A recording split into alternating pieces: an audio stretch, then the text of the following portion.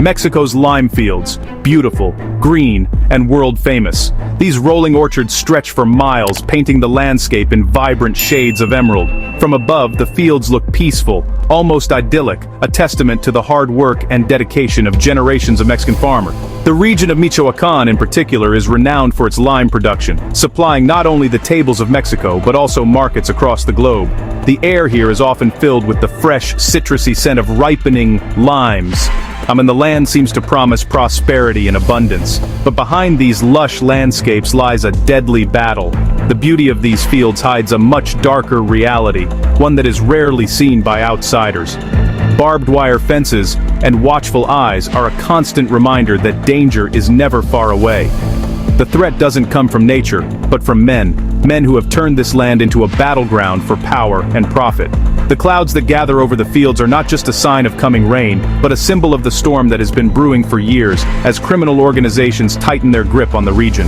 A community leader who dared to confront cartel extortion has just been killed, sending shockwaves through the tight-knit villages that depend on lime farming for their survival.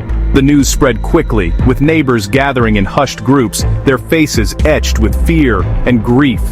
Police tape flutters in the wind, marking yet another crime scene in a place that has seen too many. The presence of law enforcement offers little comfort. For many, it is a reminder of how little protection they truly have. And the story has shaken Mexico's agricultural heartland. Farmers who once felt pride in their work now live in constant anxiety, watching news reports that seem to bring only more bad tidings. The sense of community, once so strong, is now tinged with suspicion and fear. Every new headline about violence in the countryside is a reminder that no one is truly safe, and that the struggle for control over these fields is far from over.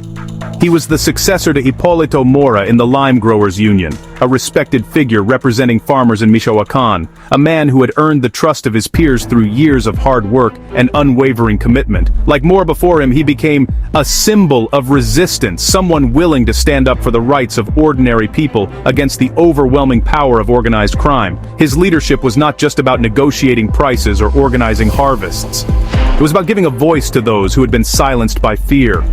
Michoacán is one of the world's largest lime-producing regions, a place where the economy and daily life revolve around the citrus harvest. Every year, thousands of workers take to the fields, their hands stained green from picking limes under the hot sun. The region's limes are prized for their quality and flavor, making them a staple in kitchens and bars from Mexico City to New York and beyond. But this agricultural bounty has also made Michoacán a target for those who see opportunity not in honest labor, but in exploitation and violence.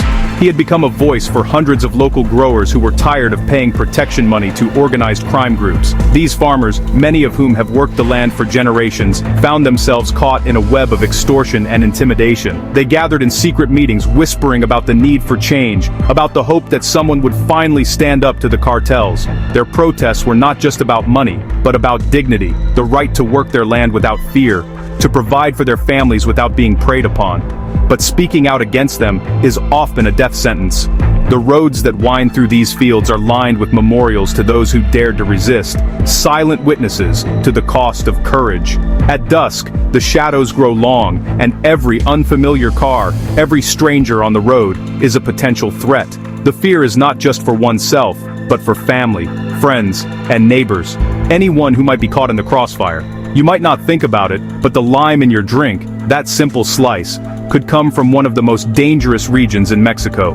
Every time you enjoy a tangy margarita, or squeeze a lime over your food, you are tasting the product of a land where life and death are intertwined. The journey from orchard to glass is fraught with risk, and behind every lime is a story of resilience, struggle, and sometimes tragedy. Cartels in Michoacán have learned that controlling lime production is big business. What began as a sideline to drug trafficking has become a lucrative enterprise in its own right. Armed men patrol the roads, setting up checkpoints and demanding payments from anyone transporting limes. The cartels have infiltrated every level of the supply chain, from the fields to the markets, using violence and intimidation to maintain their grip. They tax farmers, truckers, and even packaging plants, earning millions. The so-called tax is nothing more than extortion, a price paid in fear and desperation. For every crate of limes that leaves the region, a portion of the profit goes to the cartels. The money changes hands in back rooms and at roadside stops, fueling a cycle of corruption that is almost impossible to break. Even those who try to play by the rules find themselves ensnared in a system designed to benefit only the powerful. Many farmers are trapped, pay the gangs, or risk losing everything, even their lives. The choice is stark: hand over a portion of your hard-earned income, or face threats, violence, and even death. For families who depend on every peso, the burden is crushing. Some have been forced to abandon their fields, leaving behind generations of work and the hope of a better future. Others stay, hoping that somehow things will change, that justice will prevail. This week, tragedy struck when the lime growers' leader was ambushed and shot dead after publicly accusing criminal groups of extortion. The attack was swift and brutal, a message to anyone who might consider following in his footsteps. The crime scene was a grim reminder of the risks faced by those who dare to speak out. News crews arrived to document the aftermath, but for the people of Michoacán, this was not just another story. It was a personal loss, a blow to their hopes for change. His killing sent shockwaves across the state, reverberating through every village and town. People gathered in public squares, lighting candles, and sharing stories of the man they had come to respect and admire. The headlines screamed of violence, but the real story was written on the faces of those left behind, faces marked by sorrow, anger, and a deep sense of injustice. And reignited fears among agricultural workers. Authorities promised an investigation, but few believed that justice would be served. The police presence, while visible, did little to reassure those who had seen too many promises broken. For many, the investigation was just another chapter in a long history of impunity, where the powerful act with little fear of consequences. But locals say justice is rare, and courage comes at a devastating cost. The pain of loss is compounded by the knowledge that the killers may never be brought to account. For the families of the victims, grief is mixed with fear that they too could become targets. Yet, in the midst of tragedy, there's also a quiet determination, a refusal to be silenced. Michoacán's tragedy is not isolated. Across Mexico, similar stories are playing out in fields and orchards from Sinaloa to Veracruz. The violence that has gripped the lime industry is mirrored in other sectors, as criminal groups seek new sources of income and influence. The map of Mexico is dotted with regions where agriculture and organized crime intersect, creating a patchwork of conflict and resistance. Across Mexico, cartels have diversified, from drugs to avocados, limes, and even mining. The days when criminal organizations focused solely on narcotics are long gone.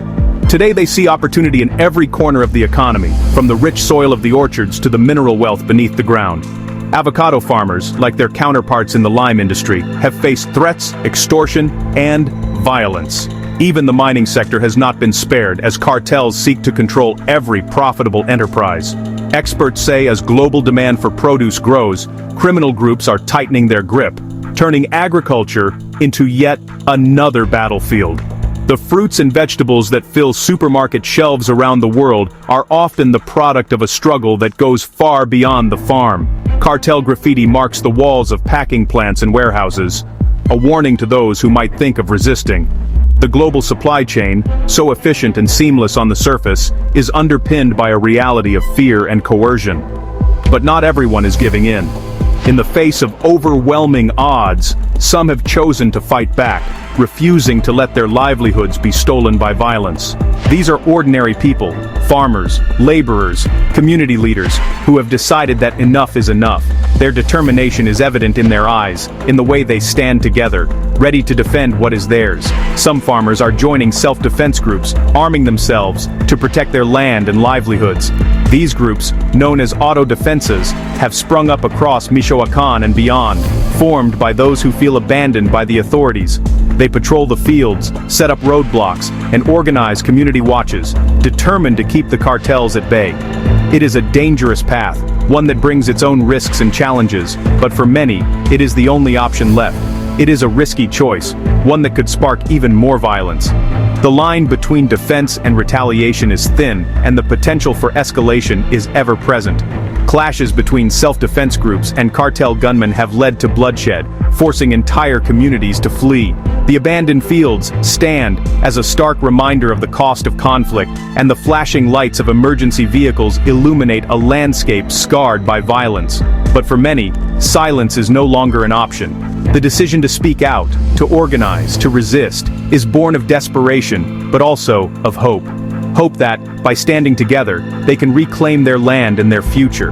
The protests, the interviews, the acts of solidarity, all are expressions of a community that refuses to be broken, even in the face of overwhelming adversity. A man lost his life for daring to speak the truth. His family mourns, his friends remember, and his community struggles to carry on. The tributes at the site of his murder are a testament to the impact he had, and to the void left by his absence. For those who knew him, his courage is both an inspiration and a warning, a reminder of what is at stake in the fight for justice. And while his death may fade from headlines, his story exposes a brutal reality, where even fruit can be stained with blood. The limes that once symbolized prosperity now carry a darker meaning, a reminder of the price paid by those who refuse to be silenced. The sun sets over the orchards, casting long shadows over a land that has seen too much loss, but also too much courage to be forgotten. If you found this story eye-opening, do not forget to like this video, subscribe for more world current affairs explained through real stories, and share it to spread awareness. The struggles of Mexico's lime growers are not just a local issue. They are part of a global story about the fight for justice, dignity, and the right to live free from fear. By learning about these stories and sharing them, we can help shine a light on the hidden battles that shape the world we live in. Thank you for watching, and for standing in solidarity with those who risk everything for a better future.